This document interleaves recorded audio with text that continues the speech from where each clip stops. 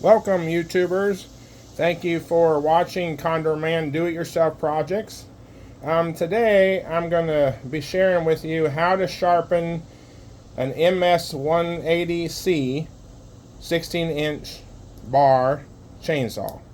Stihl is one of my favorite brands. I'm not sponsored by Stihl, but I really like their products. I have weed whackers, blowers, you name it, I have them. And I really love their equipment. So, this chainsaw is a 5/32. This is the file size here, 5/32, kind of really skinny. And this is basically like a jig here that Stihl at their shop sell, and you can buy them for your files for any size chainsaw tooth that you need to file. And this tool, just by unscrewing these little screws here and up here, you can unloosen it and then slide your new file or whatever file you have for what chain, and then tighten them back up, and they work great. So at any rate, so what I do is in order to move the chain, you need to undo the brake up here at the top. Here, click, and you can move the chain freely, backward or forward. For safety's sake, you always want to lock it into position so that the chain doesn't move and you don't cut yourself in the process. I like to use these particular ones with the handle or without a handle. This jig here is really good to use, especially for filing away the metal for the teeth here to sharpen them up. This also keeps your fingers from getting cut.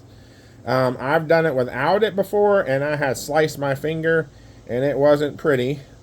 And as you can see, I sliced it right here, as well as across the finger here, which was not. Actually, here it is on this finger. You can't see it very well, but I slid it right across there, and it bled like a stuck pig. I think I put on like 8 or 9 butterfly band-aids before it stopped soaping through. But at any rate, that's kind of gross. So basically, what you want to do is you want to keep the jig perfectly flat, like so. When you put it in the tooth right here, let's see if I can get a little blow-up shot here. So right here at the top of the screen is the tooth, and you want to keep the tool as flat as possible on here. And then you have these little on the jig right here, you got these angled marks right here and down here, and this keeps it, if you keep that perfectly aligned with the bar and the chain, then it will keep it at the right angle. You want to tip the tool a little down. So let me see if I can unblow it up here so you can see a little bit better what I'm talking about. Okay, so when you go across it, you want to keep it perfectly level and flat. And you also want to put these lines right here perfectly aligned with the bar and chain. And then you want to tip it down just a little bit so that you don't scratch or grind into the bottom link of the chain down here, which is what you don't want. So if you keep it level and then push it up just a little bit and keep that line straight with the bar, and then you just simply go across and go across and go across like so. You want to push down just slightly so that the file will grab into the teeth and create a nice sharp surface. And this one is getting there. It's not there yet. So we'll just keep on filing it like so, keeping the tool flat with a little angle down, keeping this line straight with the chain and bar. With a little bit of practice, you can do it fairly rapidly, and it doesn't take you very long to sharpen the chain. This could prolong. You could probably sharpen it about 3 times, 4 times, possibly, maybe more. I typically just replace the chain and go on my way. Well, this particular chain, I'm afraid to say, is completely worn out, and this is not a good specimen for this particular video. This tooth right here just completely filed away on me. And that's not good. You don't want that. This chain's junk, and I wouldn't have known it until I got the sharpening on it, but this particular chain's junk. So let me try with this one over here and see what kind of shape it's in here, just for reference sake. Now, even though that tooth is bad, it doesn't mean you have to replace the chain, because the rest of the chain is fine. But that particular tooth is completely worn out, fortunately. Alright, so this one's not getting as sharp as I would like, so I'm going to continue sharpening here. Keeping the tool level and press down towards the floor just a little bit, towards the left of the saw. Keeping the angle right straight on the chain and with the bar.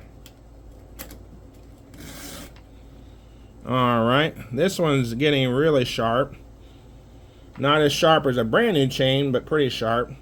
So, I've come to the conclusion that this chain is just garbage, because this tooth is doing exactly what this tooth is doing, which tells me that this particular chain is not a very good specimen here. So, when you're, I'm going to release the, well, this one has a problem with the shield, so I'm going to take that off, because it likes to stick. This is an old chainsaw, and someone gave it to me. That's why I'm using it as a preference here. So now I'm going to slide here to another tooth, and I'm going to do the same thing here. I'm basically just showing you how to sharpen. Like I said, this chain is not a very good chain. I probably should start the video over, but this will also tell you if you're doing yours and your teeth are deteriorating in the work of trying to get your teeth sharpened for another saw adventure. They do deteriorate sometimes, and these back here did. They completely, basically, they're just gone. This chain is not usable at this point, because not having the right type of size teeth will throw off the balance of the cutting, and you don't want to hurt yourself. Therefore, I would just trash this chain.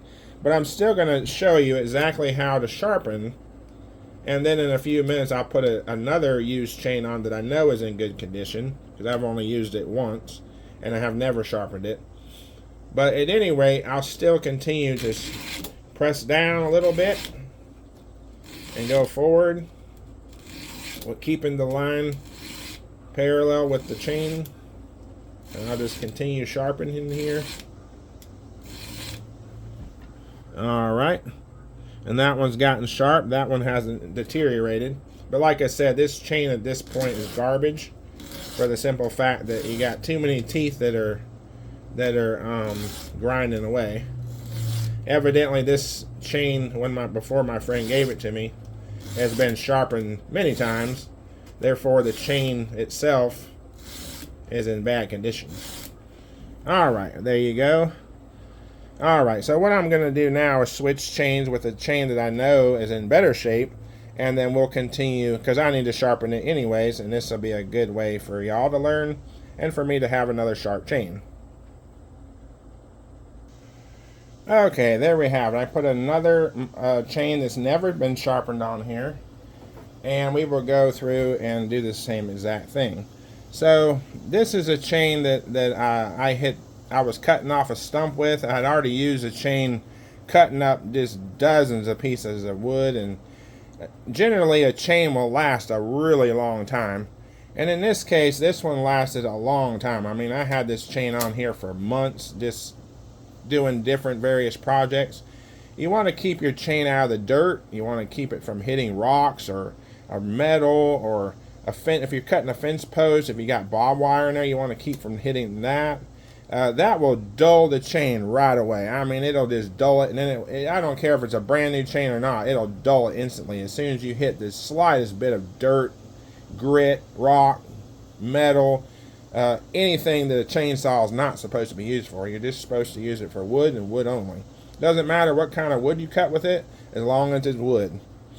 So let's go over the, again, you want the angle like we were doing before, so we're just going to continue going through, slightly tilting it down towards the left of the saw, and just run it through like so.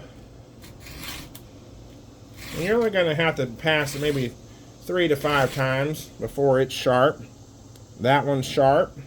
Like I said, this is basically a new chain. It's never been sharpened. So therefore, you don't have to. Now notice that when I'm doing it, I'm not cutting down here into the chain, which is what you don't want to do. That's why you angle it down slightly, because you don't want to cut into this metal down here. And let me blow that up again to show you. Okay, you don't want to hit this link. You don't want to hit the metal link right here. Let me get something sharper I can point with here to show you with a screwdriver. So if you're hitting this point of the chain right here by that link, that's you need to tilt your file down like this a little bit more. I know in the video it's hard to tell them you're pointing down. This is basically down, this is down. This way, you don't want to go to the right of the saw, you want to go to the left of the saw and point down, just slightly. We're not talking a sharp angle. Like this is a screwdriver here. Let me see if I can get a better picture here. Let me unblow it up. So this is basically the screwdriver. You see how the file of the saw is about the same? So what you want to do is you want to tilt it up just slightly. Not that far, about right there. Just enough to get a little bit of angle. And if you look right here and you look underneath the file, you can clearly see that you're not touching the chain. That's how high, that's the only size angle that you want. If you look under there and you're touching that chain link, then you need to angle it up just a little bit higher. So that's basically just a little bit of a extra school in there to help you signify if you're doing it properly. All right, let me see if I can get a little. There we go. So, all right. So you just want to press down just slightly, keep the angle straight with the chain, and just work the thing, pushing a little bit of pressure with this hand towards you so that you can bite into the tooth at the right, and you'll feel it gripping the file. If you don't feel it gripping the file, then you need to pull back just a little bit harder. We're not talking real hard. We're just talking hard enough so you can feel the file biting into the metal. And I'm going to go over it 3 to 5 times because that's usually plenty. You can put your finger across there, like the dull one. You can tell, well, I've already sharpened that one. A dull one over here is just a little bit jagged. It likes, but over here, you run your finger and it wants to grab your finger. The grooves on your finger. You can tell the ones you haven't sharpened just by the way it doesn't grab your finger as well. This one doesn't grab because I haven't sharpened that. This one's it's grabbing my finger. This one's grabbing my fingers. That's perfect. That's what you want. Because when it's going across into the wood, you want it to be able to grab the wood, and this is how you grab the wood. You got to make sure you got the angle properly. By doing the angle properly this way, you'll definitely get the grab on your finger, like a point right here on the tip. Alright, well, I'm going to finish this up. Thank you for watching. This is just a short video on how to properly sharpen your chain. It's a 5/32 file for the 16-inch bar on the MS 180C is the proper file size. And thank you for watching. Hope you tune into more videos.